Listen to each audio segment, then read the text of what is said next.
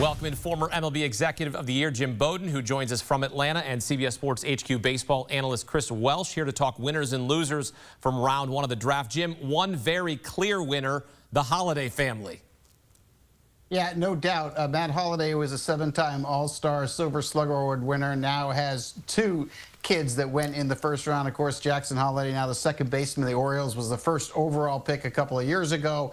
And now his son Ethan goes 4th and goes to the same team he was drafted from. And I think a lot of credit should go to Matt Holliday and his wife Leslie, who helped raise the kids while Matt was playing. But the two of them set great examples in terms of family and discipline. And, Leslie took all these kids to all these games and was so influential on them. So the Holliday family did a great job. And now you've got the 2-generation Hollidays, pretty special. And when you think about where Ethan lands with the Rockies and the fact he's going to play half his games in Coors Field, for those of us that thought he would be a 35 home run bat in the big leagues, we can now take that number and bump it up to 40, knowing where he's going to be playing. I think something teams might also want to take a look at when we're talking about the Holliday family winning is maybe we need to get Matt Holliday in the front office. Maybe we need to start getting him into coach. Maybe the Rockies need to take a look at him because he not only knows how to make them, but he knows how to train them. And both of these kids are put in great situation. Jackson Holliday, seen as like a little bit of a question mark, but he's really found his stride this year. And I completely agree with Jim. I mean, Ethan Holliday is put into an incredible situation, an incredible ballpark. You do hope that the developmental side of what the Rockies are going to do are going to really speak well to him and advancing his hit tool, but the power tool is still immense, and it's a great destination, and it's a huge win for all the Hollidays. Matt Holliday, an absolute legend in more ways than one. Another big winner, high school shortstop, 6 drafted in the top 12, including the top overall pick, Eli Willits. Ethan Holliday is in this group, but he's projected to play third base at the big league level. Jim, what's your reaction to the run on shortstops here?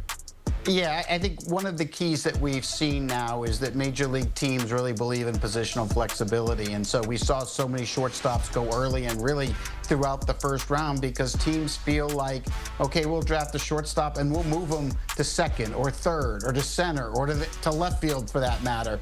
And so, I think normally when you look at high school and college players, the best players normally at shortstop in the position. And so that's what teams are doing. They're looking at that position. And so I think this is a trend that is not going to be just this year, but in the future. And, you talked about the first, Willits and Holliday, the first 2 shortstops that went. Willits had a pre-cut deal with the Washington Nationals under slot. And this is a kid that best hit tool in the draft. He was number 2 on my board, a great range to both sides. Ethan Holliday, to me, was the best player in this draft. It's amazing the Rockies were able to get him at 4. He's a power over hit tool, but playing half his games at Coors Field, that's going to help the hit tool. And so it's very interesting how that played out. But, then you saw Ivar Arquette go, and this is a guy that reminds me a lot of Dansby Swanson. And I thought JoJo Parker was a bargain in this draft. I think by Toronto Blue Jays. I think this was a really good draft for them. And how about Carlson, who's the best defensive shortstop, he and Merrick Houston in this draft. So, yeah, it was a great draft if you were a shortstop. I'd also expand on this to say that one unique piece of this might be that look at the success of last year's class and what shines out to us. It is the college hitting. We had massive college hitters that not only found great success, but it got to the major league. So you would think that would trend over. So I think this draft and the amount of shortstops, because Jim's right, if you are going to try to have like a clean slate of a player, you want them to play shortstop because you can move them around. But I think this is also a dictation of just maybe how poor the college hitting class was in general, that teams, knowing, the safety net, I suppose, that you would get on the college side, saying we're going to go with high upside. We can mold these guys because the college class of hitters, it's just not up to par. And we're seeing record-setting amounts of shortstops with, not a ton of them with like crazy, insane tools. Like Ethan Holliday's power is pretty great. Eli Willits is a great 5-tool player, but there's a lot of like high defenders, a lot of projection talk with a lot of these players. It's not the usual conversation we would maybe have with the draft. So as amazing as it is and as great as it is seeing all these shortstops, I think it also does speak a little bit to what was lacking in the college hitting class and how GMs decided to pivot. We've got more winners to talk about. Jim, who else stands out to you in round 1? Yeah, so the winners, obviously, Colorado Rockies, we talked about that with Ethan Hawley, the fact they got him 4th overall. I thought the Boston Red Sox did really well. They didn't pick until the 15th pick in the first round, and they were able to draft Kyson Witherspoon out of Oklahoma. He's got 4+ power pitches. And I think the one issue with him is not a lot of deception. You can read the ball coming out of his hand, but all the stuff, I mean, his fastball is high 90s. He's got all 4 pitches. All of them come with power, and he's going to go in an organization with the GM Craig Breslow and the pitching coach Andrew Bailey. They really know how to make the most out of pitchers. And then at pick number 33, they were able to get Marcus Phillips, the right-handed pitcher from Tennessee, another pitcher quick to the big leagues. So for the Red Sox to be able to get 2 college arms at 15 and 33, close to the big leagues, that was really special to me. You know, we talked about the shortstops. It ended up being over 50% of the first round were shortstops. It was 14 out of 27. That's an amazing number. And then finally, let's give Corona High School some love, right? Yeah. They were the winners here. First time in baseball history we had 2 players go in the top 10 from the same high school. That's right, the shortstop Billy Carlson, arguably the best defensive shortstop in this draft, and Seth Hernandez clearly was the best high school pitcher in this draft, both of them from the same school. So they were definitely winners this year in the draft. And I think Corona had 3 players in the top 35 with Brady Ebel. So absolutely incredible. Big winners. My big winners, number 1 jumps up as the Baltimore Orioles. I thought they absolutely maximized what they did in that trade where they got more slot value with the Tampa Bay Rays. They had an absolutely incredible draft. Ike Irish, Caden Bowden, Golden Spikes winner, Aloy, Slate DeBrun. I mean, Ike Irish was seen as a top 10 pick catcher outfielder. Caden Bowden is seen as the top catcher in the class. Great framer, great hit tool. Aloy, Golden Spikes winner, huge power. And Slade DeBrun has had a lot of different comps from Diamondbacks were linked to him as like a Slade Caldwell, Corbin Carroll type, makes a ton of contact, really fast. If you're looking at maximizing a first round, obviously we can't, at the end of the day, look at any of these teams and their first pick or their first 3 picks and say, okay, this is the, this is the totality of what they finished at. But I don't know if the Orioles can do anything bad the rest of the way through to not look at this as like an A draft. So I was immensely impressed by them. And I also thought the Seattle Mariners did a great job. I don't think they expected Cade Anderson to fall to them. They already had a slot deal done, and it's under slot, which is incredible. And then they got a pretty good deal in Luke Stevenson falling to them. Big power, some of the best EV numbers in college, especially in that first, second round range. So getting Stevenson to fall was solid, but really Cade Anderson falling in their lap and getting an underslot deal, I think, is really incredible for a team that's always and already so rich with their pitching staff. Jim, who are you projecting from the first round that we may see in a big league ballpark over the next 2 seasons? Well, Cade Anderson's the quickest to the big leagues, and he can get there in September. I mean, he's got 4+ pitches. He just won the national championship at LSU. He led Division I NCAA in strikeouts with 180, and he left a lot of strikeouts on the table to get early count outs. So there is no doubt. I mean, this was the best pitcher in the draft. He's basically, 92 to 94. He touches 97, but the 92 to 94 that plays up, he throws a by hitters at the top of the strike zone. And so for Seattle, it gives them A, flexibility at the trade deadline. If they want to take one of their starters and trade it for a bat, Cade Anderson could jump in their rotation, I think, in the second half of the year, or at the very least in September. I think Ava Arquette is a shortstop that's going to be close to the big leagues.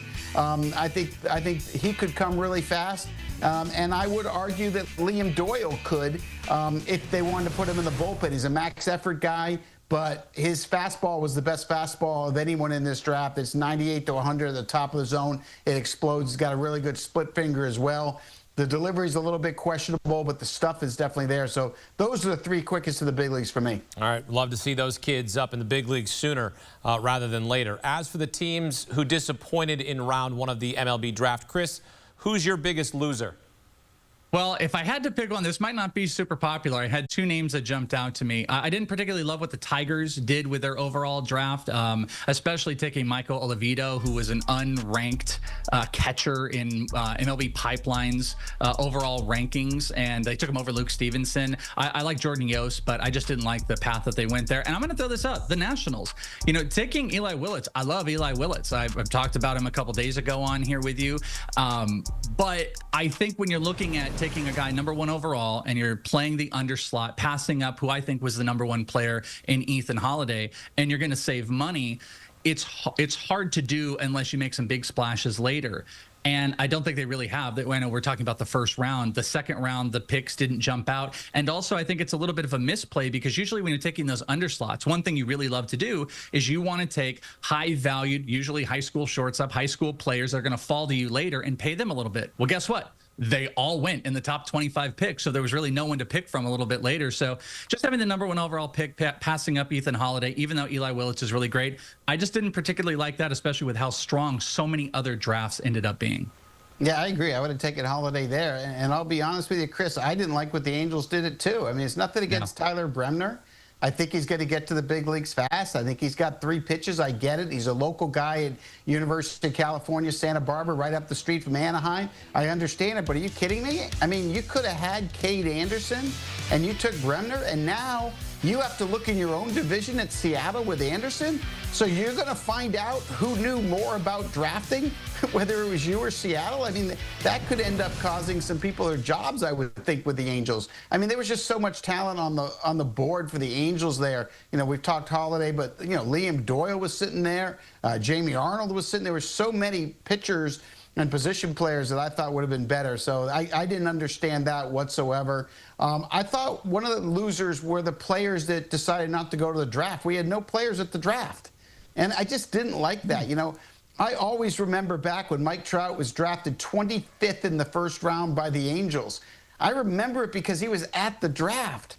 And it's such a great experience for the players. Last year, we had so many first-rounders there, including Christian Moore and Jaden Montgomery. So many guys were there, and they get all that exposure on TV and on radio. So I thought that was very disappointing they weren't there. And my final loser were the Rangers. I didn't understand the Gavin Feen draft there. It reminded me of what they did 5 years ago when they took Justin Foscue in the first round. And I said that was an overdraft. This was an overdraft for me as well. I don't know what position he's going to end up playing. I don't know if he's got enough hit tool to hit, but I thought they were losers where they picked as well. Yeah, I would have liked to see the players there. I always like seeing the players at the draft. They were in the TV studios in years past and on location at the All-Star game. We're trying to continue to sell this great game that we all love. Get the draft prospects to the All-Star game. Please, can we have that? We got the Combine now, which is pretty special, but let's get these guys there to the draft. And let's get them in front of the cameras, and we can talk to them as well. Jim Bowden, Chris Welsh here on CBS Sports HQ. Men, thank you. Our All-Star Week coverage continues with the Home Run Derby on Monday and the All-Star game on Tuesday.